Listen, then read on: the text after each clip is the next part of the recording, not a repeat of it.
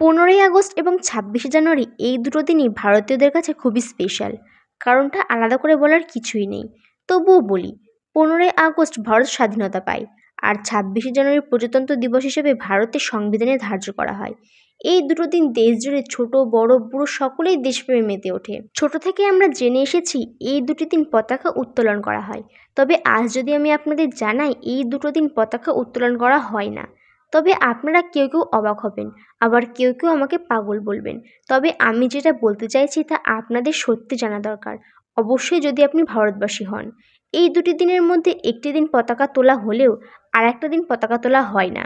তো চলুন পুরো বিষয়টা আপনাদের খুলে বলি। নমস্কার, আমি পূর্ণিমা, আমার চ্যানেলে আপনাদের স্বাগত।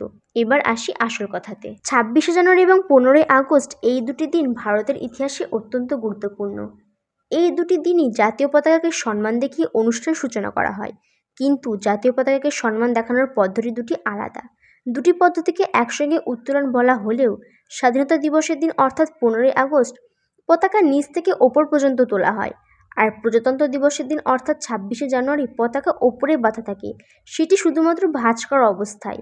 ইংরেজিতে প্রথমটিকে বলা হয় হোস্টিং আর দ্বিতীয়টিকে বলা হয় আনফার্লিং। এবার চলে আসি এর পার্থক্য নিয়ে। 1947 সালে 15ই আগস্ট ভারত স্বাধীন রাষ্ট্র হিসেবে উঠে দাঁড়িয়েছিল, তাই স্বাধীনতা দিবসের দিন পতাকা উত্তোলন করা হয়, আর 26শে জানুয়ারি পতাকা উন্মোচন করা হয়। 1950 সালে 26শে জানুয়ারি ছিল প্রজাতন্ত্র দিবস।